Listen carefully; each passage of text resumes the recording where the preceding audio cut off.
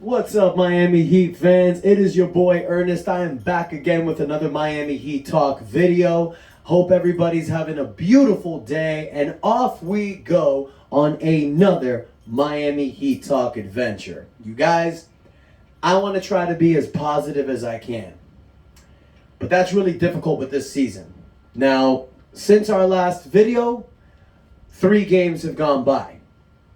I wanted to post a video after the Lakers game, you guys. I was just way too pissed off. We lost by 3 points to the G League Lakers. LeBron James and Anthony Davis were not in the game. Okay, that sucks, and that really gave you a bad outlook on the season. But then the next game, we beat Phoenix. Granted, they didn't have Devin Booker, but a way better team than the Lakers. We beat them by 8. So you're thinking, okay, the Lakers loss sucked. You beat Phoenix, and then you lose a heartbreaker to the Brooklyn Nets 2 nights ago. We lost by 1 point with Kevin Durant leaving in the third quarter, but then also Bam Adebayo gets injured. We'll get there shortly. First, I want to talk about this team because we're at the half point of the season. 41 games have gone by, and there's 41 games left to go. And I can tell you right now, you guys, that this year is very reminiscent of 2021. For those of you that don't remember, 2020, we went to the finals for the bubble. 2021, we were stuck in mediocrity. We made it to the 6th seed. We lost in the first round to Milwaukee. We got swept. Then last year, we go to the Eastern Conference Finals. It's like this Jimmy-era Miami Heat team is only good every other season. Now, we're a playoff team every year, so that's fine. But look at the banner, you guys. We got 3 titles. This is the championship city. We've been to the NBA Finals a total of many times, 7 times. We've won 3. So you are expecting a good season from the Miami Heat every year. We are, in my opinion, we're in the upper echelons with the Boston Celtics, the LA Lakers. We are one of those teams. The Chicago Bulls, we're known for greatness in the last 25 years. We're there because of this man, D-Wade. But fact of the matter is, you guys, that this season, we're stuck in mediocrity. And it's like I've said all season long. It sucks. When you're a great team, you're on the ride. When you're a terrible team, okay, let's see what we can do in the draft. But when you're in the middle, there's nothing really you can do. It sucks. It really sucks.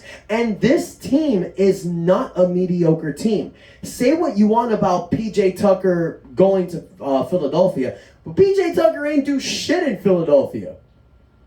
It's this team. It's losing these games. Like teams against the Lakers, the Bulls, the Pistons, the Hornets. It's losing these games that are making us mediocre. Because we're beating good teams. But then what the problem with this Miami Heat team, especially this season, is that you're taking these teams too lightly. You need to understand that every game that you go into, you need a Game 7 mentality.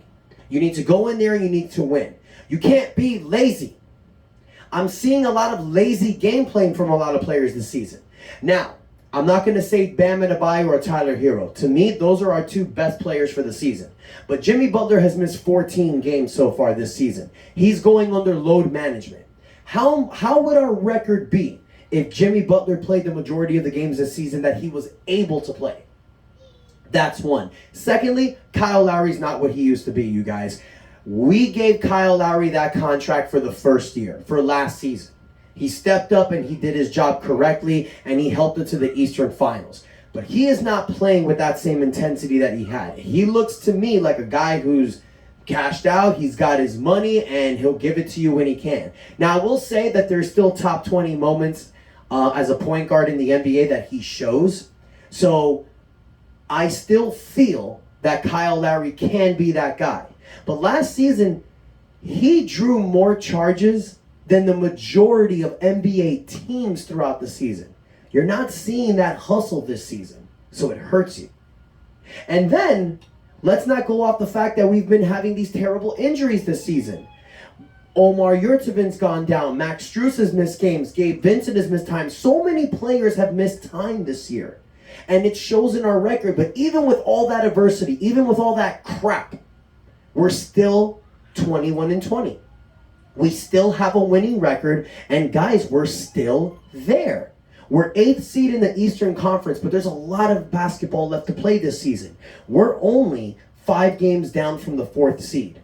So if Miami can pull a run sometime in February or March, which is the Miami Heat's hottest months that we've had every year, for some reason in February and March, we kick into gear and we win games. If the Heat can do something, if we can stay over 500 the next month and we can go on a run, now we can get a top 6 spot. And it sucks saying you want a top 6 spot because you don't want to play in the play-in tournament. But that's what we're going to have to do at this point, you guys. We can't suck. We can't tank at this point. We got too many good players. We got to go with this squad. We got to go with this team, and we got to go as far as possible.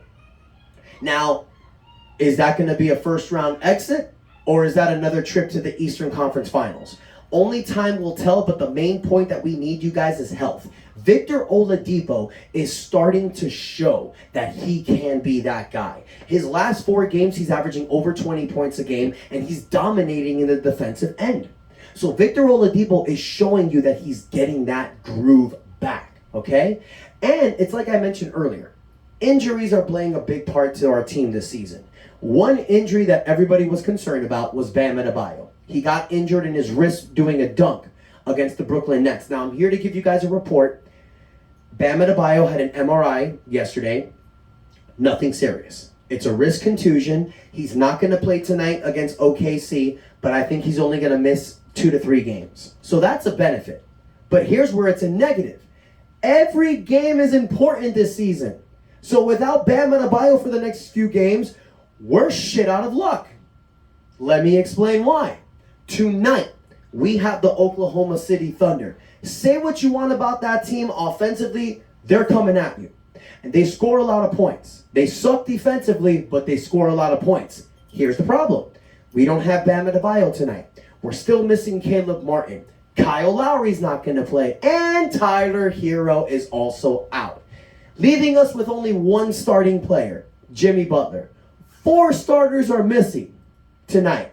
This that bullshit I'm talking about all season long. We will not go far. We will not go where we want to go with these problems, with these injuries, with these guys missing these games. I feel like a broken record, you guys, but I want to continue to cut videos. And every time I cut a video, I feel like we're talking about the same shit, which sucks. So let's talk about something different. Let's not talk about the fact that we're missing 4 players tonight. Let's not talk about the fact that Duncan Robinson's out for a month or that Omar Yurtseven is still not running down the court. All this negativity, let's talk about something that can maybe help this team. Let's talk about trades, okay? Because Orlando Robinson is starting to step up as a backup center, and I think it's time to maybe give this kid what he truly deserves. Reason why I'm mentioning that is because Dwayne Dedmon's contract, Caleb Martin's contract, and as of next month, Victor Oladipo's contract will become tradable. I think the Miami Heat need to start exploring packages, and we need to make certain players available. We need to make Kyle Lowry available. We got to see what we can get for Duncan Robinson. We need to make Dwayne Dedmon available, possibly Caleb Martin, and even, yes, even Mr. Victor Oladipo. Hang on for me 1 second. Anyways, with the way that Victor Oladipo has been playing, you guys. Oh, excuse me 1 more second. Sorry, guys. My bad, you guys. I wanted to go ahead and pull up a calendar for the remainder games. Anyways, so Victor Oladipo has been playing his ass off the last few games. Miami needs to start exploring a trade package because we desperately need a starting power forward next to Bam. Either a starting power forward or a stretch 5. That has been the biggest problem, and we are lacking in size. But one thing that we do have is an abundance of guards. Tyler Hero, Victor Oladipo, Gabe Vincent, Kyle Lowry, Max Strus. We got 5 guys that can play the guard position. Trade 1 or 2 of them and try to get this starting power forward. Whether if you trade Victor Oladipo or Kyle Lowry has a bigger contract. But if you trade Kyle Lowry, you can start Victor Oladipo at the point or Tyler Hero at the point. Either or, you got Gabe Vincent coming off the bench, or hell, start Gabe Vincent next to Tyler Hero and let Victor come off the bench. You only need 3 guys rotating from the shooting guard and point guard position.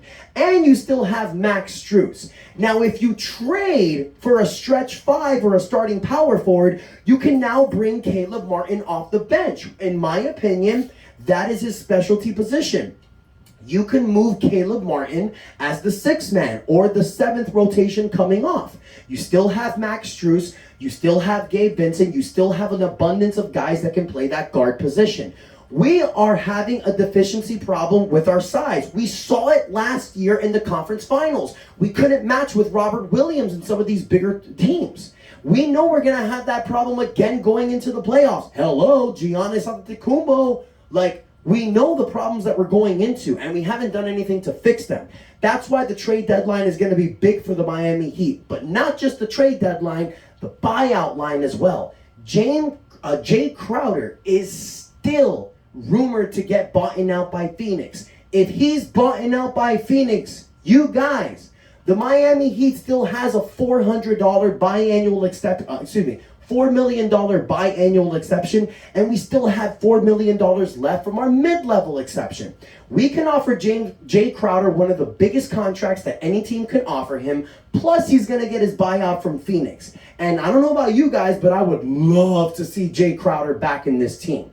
If we can trade for a stretch 5 and bring Jay Crowder here from a buyout, guys, this is going to make us a better team going into the playoffs. I love Victor Oladipo. I'm very content with Kyle Lowry. But we need to look to make a move. Now, people are going to say, there's no way you're going to trade Kyle Lowry. No way possible. Well, maybe. Because here's the thing, you guys. Next year, Kyle Lowry is going to be on the final year of his contract. So if we can trade him to a possible contender that can use him, or trade him to a crap team that could possibly even buy him out, or they can use him as a trade chip this offseason. Even though the guy has 2 years left in his contract, it's still tradable, because whoever you trade him to, he can get bought out. You got to remember these little things, you guys, because that's where Andy Ellisberg, our GM, is better than anyone in the NBA. He can decipher these numbers. He can put these things together and make it special in a way that the team would see that it would benefit them. So I'm very curious to see what the Miami Heat are going to do next month for the trade deadline. And it sucks, you guys, because I want to talk about different stuff, but I can't, because look at 2023. We're 2-2. All season long. We're mediocre. We win 1, we lose 1. We win 2, we lose 2. We go on a 3-game winning streak, we lose 5 straight. That's just been our calling this season. So when you are mediocre, when you are paying a team over the salary cap and you are this mediocre, it is time to shake things up. Now, you guys have heard all season for players that I like to be traded for. I'm going to be doing some more videos, be giving ideas about trades, but I want to open up your mind, you guys. I want you guys to understand that it is not over. We still have a shot to do some damage this season. We're just going to have to make a trade. Because in all honesty, you guys, in all honesty, this team's just not cutting it. It's not. As much as I love the Miami Heat, and you see this room, you guys, my whole heart has been dedicated to the Miami Heat when it comes to sports. But I'm a realist, and I know when it's a good season and when it's a bad season. This one's a bad one. So make changes, make trades, or lose in the first round. That's what it looks like to me. I don't see us beating Milwaukee, Boston, or Brooklyn in the first round. I just don't see it with the way that we're playing. So let me hear from you guys. Let me know. Give me some trade ideas, you guys. Who would you like to see in this team? I've seen some of you guys give me some great ideas. I've seen Vucevic. I've seen Jacob Pelosi. I've seen a lot of ideas. Let me know what you guys think in the comments. But most importantly, y'all, don't forget to hit the like button and subscribe. My daughter's crying. I got to get to her right now. But until next time, it's your boy Ernest out. That's enough said.